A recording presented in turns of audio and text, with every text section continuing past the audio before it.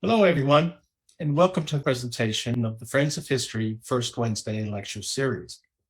I'm Ben Woodbury with the Friends of History.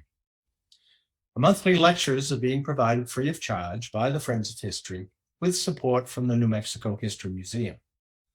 We do, however, accept and encourage donations. These funds will go directly to support the lecture series and, more importantly, all History Museum programs and exhibits. Should you wish to make a donation, just go to our website and click on the donate button at the top of the page.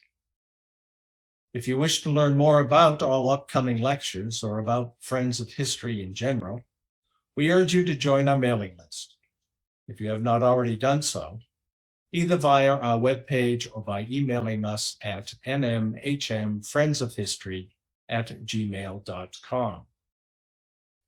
We do continue to post this talk and all past and future presentations in the lecture series on our webpage, friendsofhistorynm.org.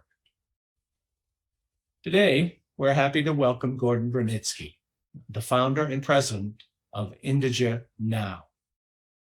Gordon grew up in Albuquerque and is trained as an archeologist.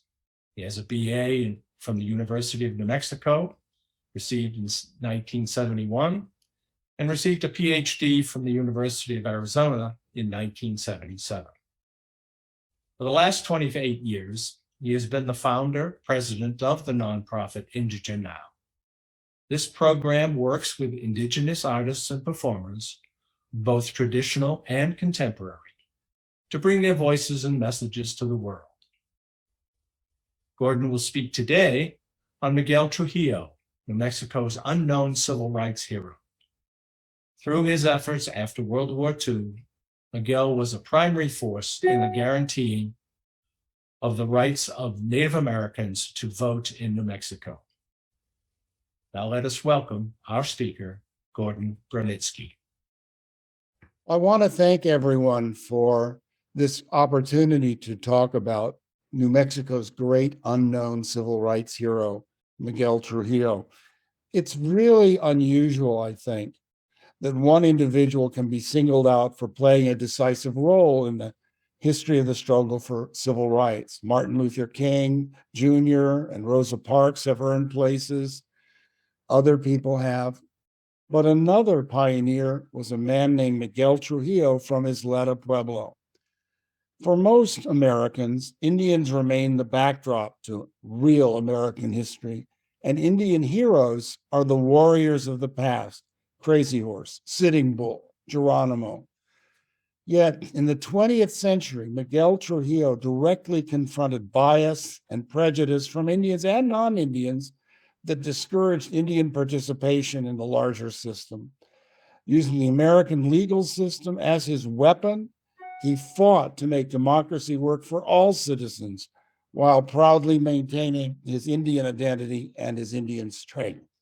People don't realize that racism against American Indians in the Southwest was a powerful factor, as it was with Miguel Trujillo, and continues to be. For instance, if people are familiar with the state of Arizona, the Navajo Nation, the United States' largest Indian reservation, is northeastern Arizona.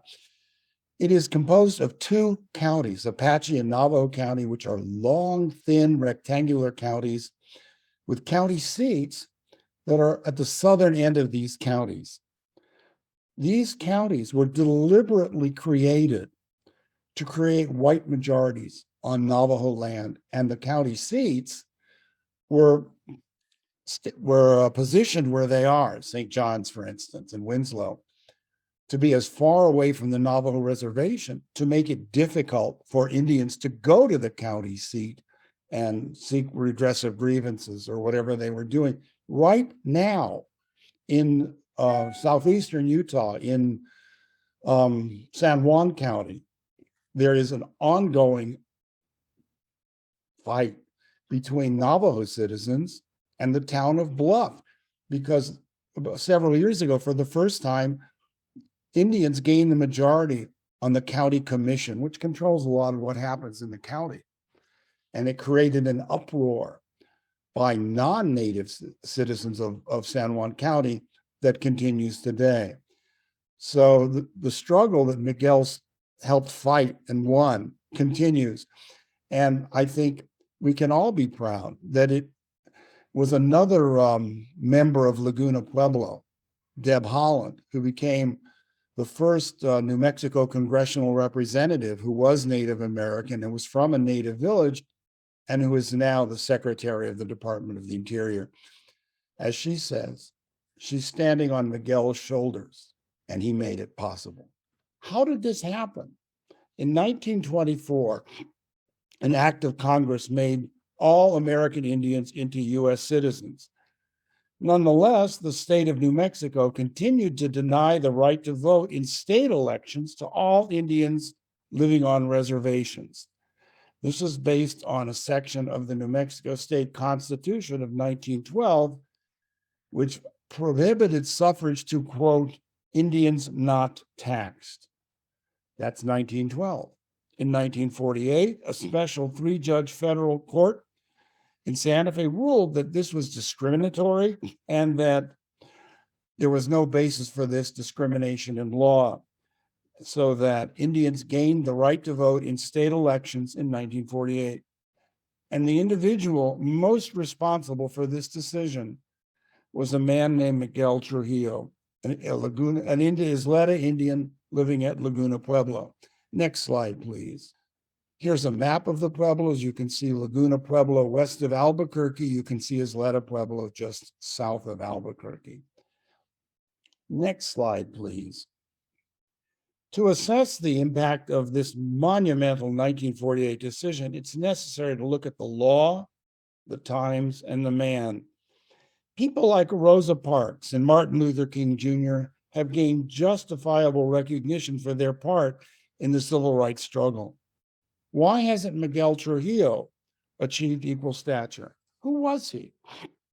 In 1948, Miguel Trujillo was an ex-Marine sergeant and a teacher at the Bureau of Indian Affairs Day School in Laguna Pueblo. And here's a picture of Isleta Pueblo. We'll see others in a minute. He was also a candidate for a master's degree at the University of New Mexico. On June 14, 1948, Miguel Trujillo attempted to register to vote in Los Lunas and was refused by the recorder of Valencia County under the Indians not taxed provision. Miguel Trujillo and his attorney Felix Cohen, whom we'll also hear more about in a little while, asked the federal district court in New Mexico for an injunction restraining the recorder. Indians had attempted to register to vote before, after the 1912 statehood and the 1912 Constitution, but they were unsuccessful. Indians were harassed. Indians attempting to register to vote in New Mexico were beaten. What made Trujillo decide to press this issue further at that time? According to his daughter, the late Josephine Wakanda, Trujillo initiated the legal action to bring equality to Indian people. He was a member of the All Indian Pueblo Council. He tried to get the council to unite on the issue, and when they didn't, he went ahead on his own. So let's take a look. Here again is a slide of Isleta Pueblo, where he was born. Next slide. A slightly older painting of the Pueblo of Isleta with the church and the plaza. Miguel's father died when he was quite young, and his mother was left to raise the children alone. Miguel Trujillo began attending school at the Albuquerque Indian School, which at that time only had 10 grades. As he grew up, friends and family urged him to drop out of school and support his family. But he felt education was essential and continued to attend school against the wishes, really, of his family. And in this, he was encouraged by a teacher at the Albuquerque Indian School, a woman named Isis Harrington, and graduated from the Indian School. Trujillo then went on to Haskell Institute in Lawrence, Kansas, which was at that time essentially a boarding high school for Indians from all over the United States. It's now a university. He supported himself in the summers by working in the beet fields of Kansas and Colorado.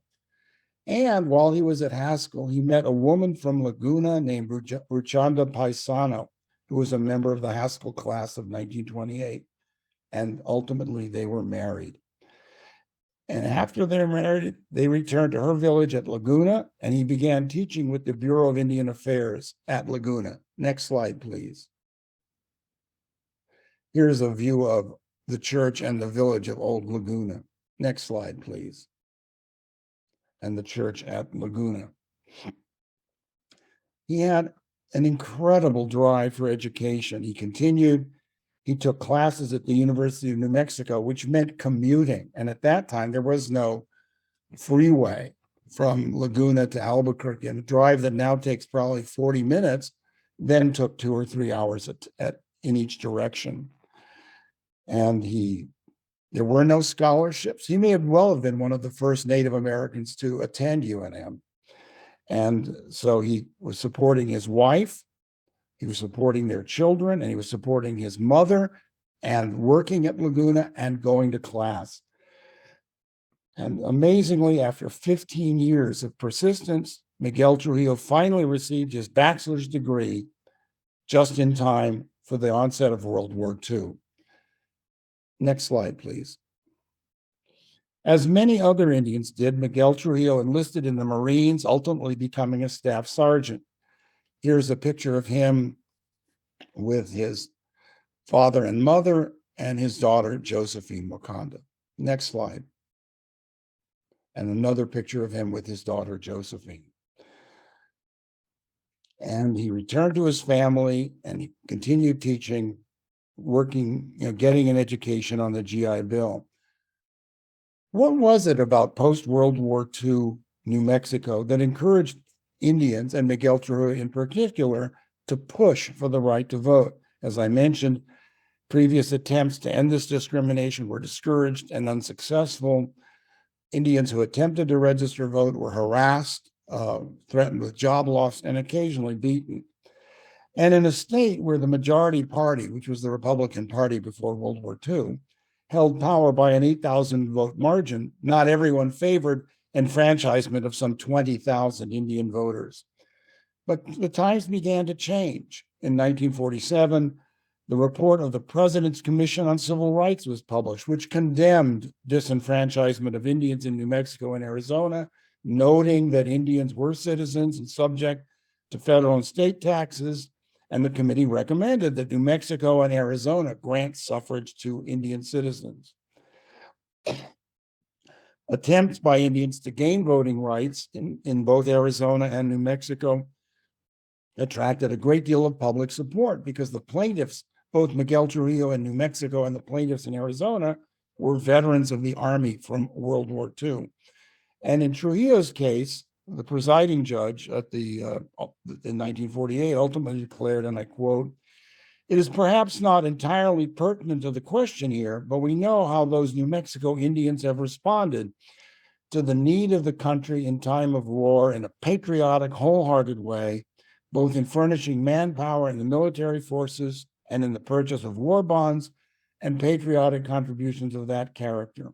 Why should they be deprived of their rights to vote now because they are favored by the federal government in exempting lands from taxation?"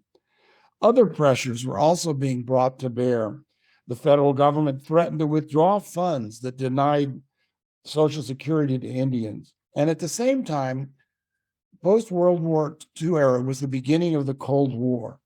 And it was increasingly difficult for the United States to condemn communist regimes for mistreatment of their citizens, while American citizens were denied equality on the basis of race and color. And you see this elsewhere. This is a time when African Americans begin pushing hard for the right to vote, when Mexican American citizens begin pushing hard for the right to vote. And Miguel Trujillo was certainly part of that post-World War II wave of veterans demanding the right to vote.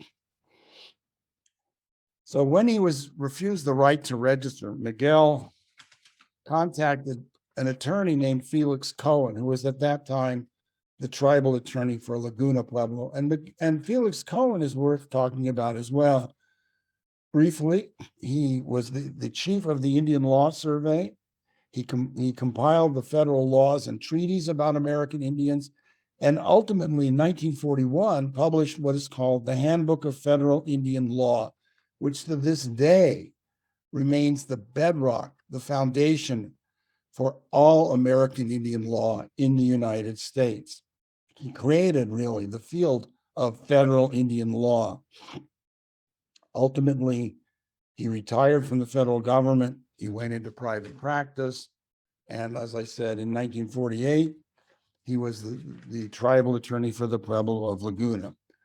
So Miguel Trujillo and Felix Cohen took their case to a special 3-judge appellate court in Santa Fe, a court that was appointed to rule on the injunction requested by Trujillo. Because essentially what Trujillo was asking was that the registrar in Los Lunas be enjoined from refusing to allow him to register. And the argument that Miguel Trujillo and Felix Cohen presented was that the constitutional provision which excluded Indians not taxed violated the 15th Amendment to the United States Constitution, which stated that the right of citizens of the United States to vote shall not be denied or abridged by the United States or by any state on account of race, color, or previous condition of servitude. They were saying that the Constitution of the United States said that it was illegal and unconstitutional to prevent Indians from voting. The argument settled a great deal around taxation. Indians not taxed really meant Indians who did not pay taxes on tribal trust land. And as part of their case, Miguel Trujillo and Felix Cohen argued, first of all, that Indians did pay taxes. They paid sales taxes, they paid income taxes, they paid other taxes as well. They just didn't pay taxes on trust land. They further argued that New Mexico allowed other citizens who did not own land, who perhaps lived in an apartment, whether they were Black or white, to vote, and that this was indeed unconstitutional. And they stated that the Congress had ruled that the policy of declaring Indians not taxed was obsolete on precisely the grounds that Indians paid taxes, and on the basis of this decision, New Mexico Indians had been counted in the 1940s congressional appointment as citizens, which essentially resulted in an extra congressman for the United States, for the state of New Mexico. So even in 1940, even though they couldn't vote, they were counted as citizens for the purpose of determining voter districts, congressional districts. So on August 3rd of 1948, the presiding judge delivered the decision for the panel. The court ruled that those portions of the New Mexico Constitution that denied the right to vote to Indians were unconstitutional and void, and that the plaintiff and all the citizens of Indian blood had the right to be registered. After 36 years of statehood, New Mexico was forced to grant its Indian citizens voting rights in state and local elections. This decision received considerable favorable attention at the time. Next slide, please. Here's a picture of Attorney Felix Cohen. Next slide, please. Okay. The Secretary of the Interior, the National Congress of the American Indians, all praised this decision. Miguel Trujillo continued to serve as a teacher at the Indian School at Laguna and raise his family, and in fact, later received an award from the Department of Interior for his, quote, unselfish devotion to public service and exceptional interest in the welfare and advancement of Indian people, and was in fact given an award of appreciation by the people of Laguna. Nonetheless, the name of Miguel Trujillo faded away. Today, very few people recall him. Elsewhere in the United States, the movement for equality and justice for all citizens gained momentum, changing forever the course of this country. Individuals, again, like Rosa Parks and Martin Luther King Jr. and so many others gained recognition for their part in the struggle. Why hasn't Miguel Trujillo achieved equal stature? Perhaps, as his daughter Josephine Wakanda once said, his time came late. The late 1940s and early 1950s saw a major push for relocating Indians out of reservations, for terminating reservations, terminating Indian communities in an attempt to bring them all into the mainstream. And Trujillo's defense of Indians and Indianness at meetings of the All Indian Pueblo Council and elsewhere led to pressure from superiors in the Bureau of Indian Affairs, ultimately leading to the threat to transfer him to South Dakota.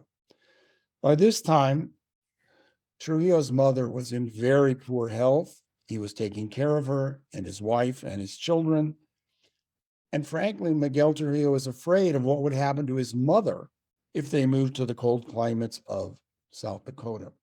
So Miguel compromised his outspoken defense of Indians, and the family was instead transferred to Intermountain School in Brigham City, Utah, where he remained until he retired in 1959.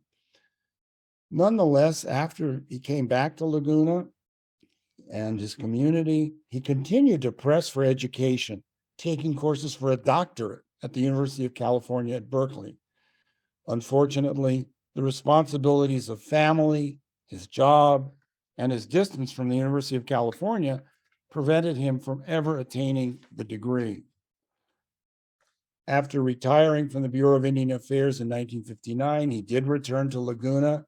He continued to work for Indians through the National Indian Council on Aging, the Social Welfare Organization of New Mexico, and the New Mexico Adult Education Association. Although his time may have come late, trying to promote suffrage in the face of many obstacles, gaining an education at great personal sacrifice, always fighting to get things done, Trujillo's example is one that deserves to be remembered. And I want to close by explaining why I talk about him. In the 1980s, I met Herman Agoyo, who was then president of the All Indian Pueblo Council, and we were talking about Indian voting. And he said, you should meet Miguel Trujillo's family. I had no idea who Miguel Trujillo was. And he explained to me who Miguel was. And I met his family, and I ended up researching what he did. I ended up working again with his family in some other ways. I published. And when Miguel died in 1989 and was buried at the Pueblo of Isleta, I was honored by his family when they asked me to write his eulogy. And I promised then and there in the church at Isleta, I promised his daughter Josephine that I would always speak out about her father, Miguel Trujillo, and what he did, and I would do my best to make sure that people learned about Miguel Trujillo and his role in New Mexico civil rights history. So I want to close this really with a thank you to Josephine Wakanda. She's not here anymore, but I thank you, Josephine, and I've kept my promise. Thank you.